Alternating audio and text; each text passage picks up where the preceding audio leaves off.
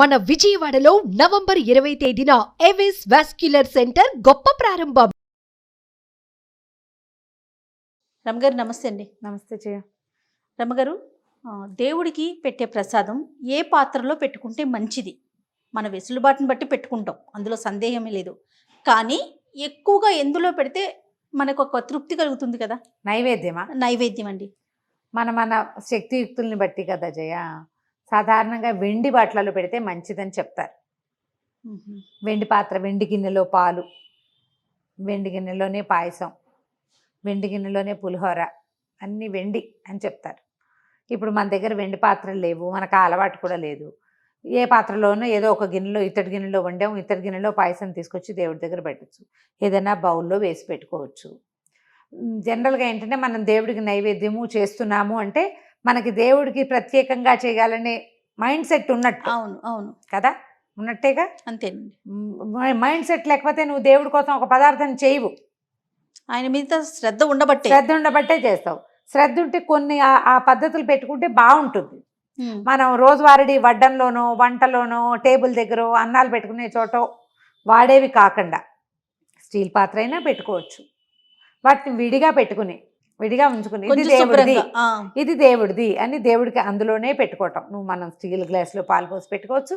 అది రోజువారీ అందరం తాగేయకుండా, ఎంగిల్ చేయకుండా, తోముతాం కదా అనిపిస్తుంది. కానీ నీకు నీ శ్రద్ధ దానికి ఆ స్టీల్ గ్లాసే పక్కన పెట్టుకో, స్టీల్ కప్పే పక్కన పెట్టుకో, స్టీల్ బౌలే పక్కన పెట్టుకో, ప్లేట్ అయినా సరే. ఇప్పుడు ఈ పండగ రోజుల్లో నివేదనలు చేస్తాం. అరిటాకులో నివేదన చాలా మంచిది చేయాలి. తేలిక కదా. వెండి గిన్నె కొనుక్కోండి అంటే కొనుక్కోలేకపోతాం. అరిటాకు, విస్తరాకు, ఏదైనా ఆకు. ఇప్పుడు మన పళ్ళెంలో వాడేసే పళ్ళెలే దేవుడికి ప్రత్యేకంగా మన దగ్గర లేదు. ఆ పళ్ళెంలో ఒక ఆకు వేసి, బాదం ఆకులు చుట్టుపక్కల ఇళ్లలో ఎక్కడైనా బాదం చెట్టు కనబడితే 4 ఆకులు కోసుకొచ్చి, ఆకులతో చిన్న విస్తర కుట్టి అది వేసి దాని మీద నివేదన చేయొచ్చు. ఎలాగైనా చేసుకోవచ్చు. ఇవన్నీ మనసే ప్రధానం. అంతే. ఈ మనసు ప్రధానంలో వెసులుబాటు రెండోది. అవకాశం ఉండాలి కదా. అవకాశం రెండోది. ఆ అవకాశం ఉండి, మనసు ఉండి నువ్వు చేయగలిగితే నీ తాలూకు ఏమనాలి, దైవభక్తికి వెళ్ళలేవు, ఏదైనా చేస్తావు. బంగారపు గిన్నెలు పెట్టుకునేవాళ్ళు, వెండి కంచంలో బంగారపు వేసి దేవుడి కోసమే పెట్టేవాళ్ళు ఉన్నారు. శక్తి అనుసారం, మన శక్తి అనుసారం, మన వెసులుబాటు అనుసారం వనరులు ఉంటే ఏమైనా చేస్తాం. ఏ వనరు లేకపోయినా కూడా ఇలా ఎంగిలి చేయని పాత్రల్లో నివేదన చేయండి.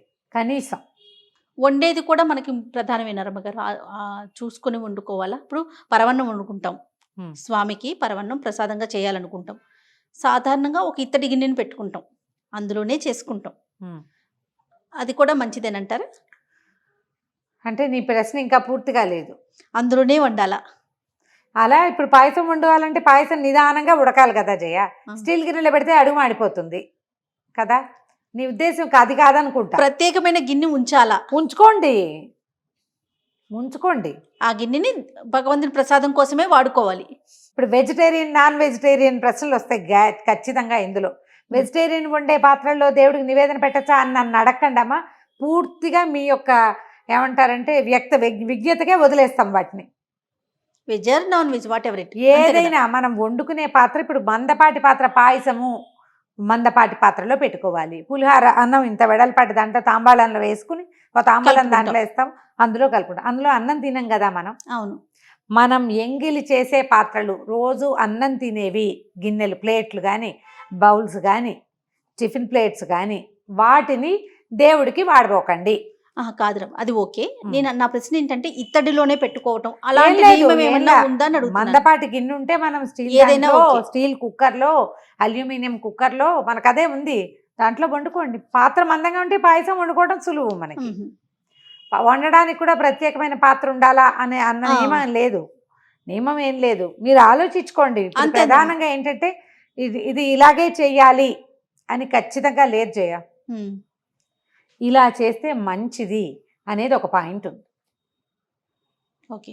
దేవుడికి నివేదన అనేది ప్రత్యేకమైన విషయం. నీకుంది, అది ఉన్నప్పుడు ప్రత్యేకంగా చెయ్యి. దానికోసం కొనుక్కు రావద్దు, రాలేకపోవచ్చు. నువ్వు నీకున్న దాంట్లో చేయి. సూక్ష్మంలో మోక్షం. దొడ్లోనో, వాకిట్లోనో, పక్కింటి పెరట్లోనో అరిటాకు ఉంటే ఒక అరిటాకు తీసుకురా. కూరగాయలకు వెళ్ళినప్పుడు బజార్ నుంచి ఒక అరిటాకు తెచ్చుకో. ఈరోజు దేవుడికి నివేదన అని శ్రద్ధ. నువ్వు ఎంత శ్రద్ధతో ఎంత నియమంతో చేస్తావో అవి కదా ఫలించేవి ఎప్పుడు. అంతే.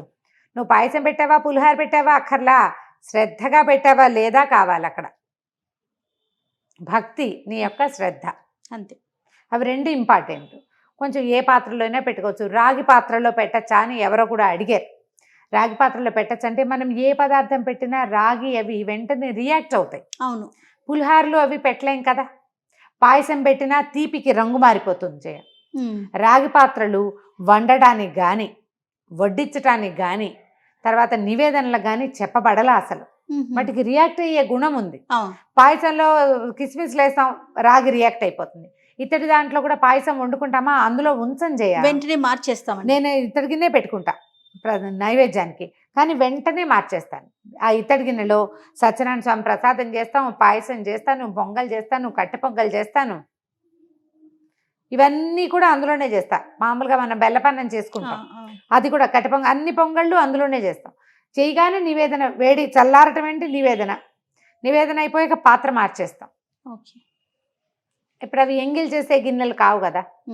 పాయసానికి ప్రత్యేకంగా చిన్న ఇత్తడి గిన్నె కొనుక్కోండి, దాంట్లోనే చేసుకోండి. దాంట్లో ఇంకా మనం ఏం చెయ్యం, ఒక శ్రద్ధేనమ్మా, అంతకంటే ఏమీ లేదు. ఇప్పుడు శ్రద్ధ మళ్ళీ వ్యక్తుల్ని బట్టి మారుతాయి. ఒక్కొక్కళ్ళకి పువ్వులు అలంకరణ, చాలా పువ్వులు పెట్టడం, బోల్డ్ అని దీపాలు పెట్టడమే శ్రద్ధ. ఒక్కోళ్ళకి నివేదన బాగా ఎన్ని రకాలు చేసి పెట్టడం, 9 రకాలు 14 రకాలు నివేదన శ్రద్ధ ఇంకొంతమందికి, అలంకరణే శ్రద్ధ ఇంకొంతమందికి, మడి శ్రద్ధ ఉంటుంది కొంతమందికి. మడిగా అని మడిగట్టుకోవటము, మడిగోల, ఎవరి గోల వాళ్ళది కదా. ఈ శ్రద్ధల్లో మనం ఈ విషయం మీదకి వస్తే ఇలాంటి శ్రద్ధ వహిస్తే సరిపోతుంది. తమలపాకు, మన ఇదేమంటారు అరిటాకు కానీ బాదమాకులు కానీ అవేవి లేకపోతే విస్తరి, మూడోది విస్తరాకులో కూడా పెట్టుకోవచ్చు. ఆకుపచ్చటి ఫ్రెష్ ఆకులు నివేదన చేసినా కూడా చాలా మంచిది. కుదిరితే మనకు అవకాశం ఉంటే ఒక్క అరిటాకు తీసుకొస్తే నివేదన అయిపోతుంది. ఆ అరిటాకుని మనం ఎవరైనా వేసుకుని కూడా భోజనం చేసేసేయచ్చు చక్కగా. దేవుడు ఆకులో హాయిగా తినేసేయచ్చు, సరిపోతుంది. అంటే ఇది ఎక్కువ కాంప్లికేటెడ్ చేసుకోవద్దు. అంతే. నమస్తే. నమస్తే.